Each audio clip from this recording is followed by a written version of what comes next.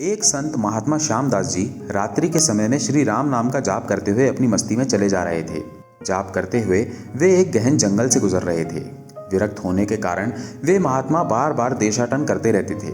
वे किसी एक स्थान में अधिक समय नहीं रहते थे। वे ईश्वर नाम प्रेमी थे, इसलिए दिन रात उनके मुख से राम नाम जप चलता रहता था।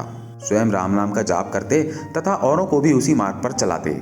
श्यामदास जी गहन जंगल में मार्ग भूल गए थे, पर अपनी मस्ती में चले जा रहे थे कि जहां राम ले चले वहां। दूर अंधेरे के बीच में बहुत सी दीपमालाएं प्रकाशित थीं। महात्मा जी उसी दिशा की ओर चलने लगे। निकट पहुंचते ही देखा वट वृक्ष के पास अनेक प्रकार के वाद्य यंत्र बज रहे हैं। नाच गान और शराब की महफिल जमी है। कई स्त्री पुरुष साथ में नाचते कूदते, हंसते तथा औरों को हंसा रहे थे। उन्हें महसूस हुआ कि वे मनुष्य नहीं, प्रेतात्मा है। श्यामदास जी को देखकर एक प्रेत ने उनका हाथ पकड़कर कहा, ओ मनुष्य, हमारे राजा तुझे बुला रहे हैं, चल। वे मस्त भाव से राजा के पास गए, जो सिंहासन पर बैठा था। वहां राजा के इर्द गिर्द कुछ प्रेत खड़े थे। प्रेतराज ने कहा, तुम इस ओर क्यों आए? हमारी मंडली आज मदमस्त हुई है। इस बात का तुमने विचार नहीं किया? तुम्हें मौत का डर नहीं है? अट्टहास करते हुए महात्मा श्यामदास जी बोले, मौत का डर? और मुझे? राजन, जिसे जीने का मोह हो उसे मौत का डर होता है। हम साधु लोग तो मौत को आनंद का विषय मानते हैं। ये तो देह परिवर्तन है, जो प्रारब्ध कर्म के बिना किसी से हो नहीं सकता। प्रेतराज बोले, तुम जानते हो हम कौन हैं? महात्मा जी बोले, मैं अनुमान करता हूं कि आप प्रेतात्मा हो। प्रेतराज बोले, तुम जानते हो लोग समाज हमारे नाम से कांपते हैं। महात्मा जी ने कहा, प्रेतराज, मुझे मनुष्य में गिनने की गलती मत करना। हम जिंदा दिखते हुए भी जीने की इच्छा से रहित मृत तुल्य हैं। यदि जिंदा मानो तो भी आप हमें मार नहीं सकते। जीवन मरण कर्माधीन है। क्या मैं आपसे एक प्रश्न पूछ सकता हूँ? महात्मा की निर्भयता देखकर प्रेतों के राजा को आश्चर्य हुआ कि प्रेत का नाम सुनते ही मर जाने वाले मनुष्यों में एक इतनी निर्भयता से बात कर रहा है। सचमुच ऐसे मनुष्य से बात करने में कोई हर्ज नहीं। प्रेतराज बोला, पूछो, क्या प्रश्न है? महात्मा जी बोले, प्रेतराज, आज यहाँ आनंदोत्सव क्यों मनाया जा रहा है? प्रेतराज ने बताया कि मेरी इकलौती कन्या योग्य पति न मिलने के कारण अब तक कुंवारी है, लेकिन अब योग्य जमाई मिलने की संभावना है। कल उसकी शादी है, इसलिए यह उत्सव मनाया जा रहा है। महात्मा जी हंसते हुए बोले, तुम्हारा जमाई कहाँ है? मैं उसे देखना चाहता हूँ।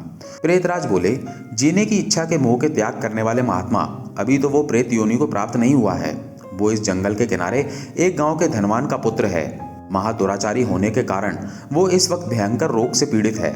कल संध्या से पहले उसकी मौत होगी, फिर उसकी शादी मेरी कन्या से होगी। इसलिए आज गीत नृत्य और मदपान करके हम आनंदोत्सव मना रहे हैं। श्यामदास जी वहां से विदा होकर श्री राम नाम का जप करते हुए जंगल के किनारे के गांव में पहुंचे। उस समय सुबह हो चुकी थी। एक ग्रामीण से महात्मा ने पूछा, इस गांव में किसी धनवान का बेटा बीमार है? ग्रामीणों ने बताया, हाँ महाराज, नवलशा सेठ का बेटा साकल चंद 1 वर्ष से रोगग्रस्त है। बहुत उपचार किए पर उसका रोग ठीक नहीं होता। महात्मा जी नवलशा सेठ के घर पहुंचे। साकल चंद की हालत गंभीर थी, अंतिम घड़ियां थी। फिर भी महात्मा को देखकर माता पिता को आशा की किरण दिखी। उन्होंने महात्मा का स्वागत किया। सेठ के पुत्र के पलंग के निकट आकर महात्मा राम नाम की माला जपने लगे। दोपहर होते होते लोगों का आना जाना बढ़ने लगा। महात्मा जी ने पूछा, क्यों साकल चंद, अब तो ठीक हो? साकल चंद ने आंखें खोलते ही अपने सामने एक प्रतापी संत को देखा तो रो पड़ा। बोला, महाराज, आप मेरा अंत सुधारने के लिए पधारे हो। मैंने बहुत पाप किए हैं। भगवान के दरबार में क्या मुंह दिखाऊंगा? फिर भी आप जैसे संत के दर्शन हुए हैं, ये मेरे लिए शुभ संकेत है। इतना बोलते ही उसकी सांस फूलने लगी। वो खांसने लगा। बेटा, निराश न हो। भगवान राम पतित पावन है। तेरी ये अंतिम घड़ी है। अब काल से डरने का कोई कारण नहीं। खूब शांति से चित्तवृत्ति के तमाम वेग को रोककर श्री राम नाम के जप में मन को लगा दे। शास्त्र कहते हैं 100 करोड़ शब्दों में भगवान राम के गुण गाए गए हैं। उसका एक एक अक्षर ब्रह्म हत्या आदि महापापों का नाश करने में समर्थ है। दिन ढलते ही साकल चंद की बीमारी बढ़ने लगी। वैद्य हकीम बुलाए गए। हीरा भस्म आदि कीमती औषधियां दी गई, किंतु अंतिम समय आ गया। ये जानकर महात्मा जी ने थोड़ा नीचे झुककर उसके कान में राम नाम लेने की याद दिलाई। राम बोलते ही उसके प्राण पखेरु उड़ गए। लोगों ने रोना शुरू कर दिया। शमशान यात्रा की तैयारियां होने लगी। मौका पाकर महात्मा जी वहां से चल दिए। नदी तट पर आकर स्नान करके नाम स्मरण करते हुए वहां से रवाना हुए। शाम ढल चुकी थी। फिर वे मध्य रात्रि के समय जंगल में उसी वट वृक्ष के पास पहुंचे। प्रेत समाज उपस्थित था। प्रेतराज सिंहासन पर हताश होकर बैठे थे। आज गीत नृत्य हास्य कुछ न था। सब प्रेत रो रहे थे। महात्मा ने पूछा, प्रेतराज, कल तो यहाँ आनंदोत्सव था, आज शोक समुद्र लहरा रहा है, क्या कुछ अहित हुआ है? प्रेतराज बोले, हाँ भाई, इसलिए रो रहे हैं, हमारा सत्यानाश हो गया। मेरी बेटी की आज शादी होने वाली थी, अब वो कुंवारी रह जाएगी।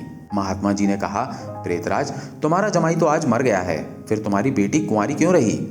प्रेतराज ने चिढ़कर कहा, तेरे पाप से, मैं ही मूर्ख हूं कि मैंने कल तुझे सब बता दिया, तूने हमारा सत्यानाश कर दिया।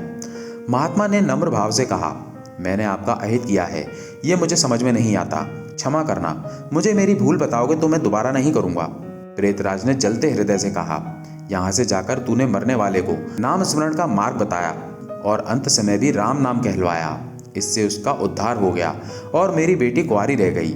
महात्मा जी ने आश्चर्यचकित होकर कहा, क्या सिर्फ एक बार नाम जप लेने से प्रेत योनि से छूट गया? क्या आप सच कह रहे हो? प्रेतराज बोला, हाँ भाई, जो मनुष्य राम नाम का जप करता है वो राम नाम जप के प्रताप से कभी हमारी योनि को प्राप्त नहीं होता। प्रेत के द्वारा राम नाम का ये प्रताप सुनकर महात्मा जी प्रेम अश्रु बहाते हुए भाव समाधि में लीन हो गए। उनकी आंखें खुली तब वहां प्रेत समाज नहीं था। बाल सूर्य की सुनहरी किरणें वट वृक्ष को शोभायमान कर रही थी। जय जय श्री सीताराम।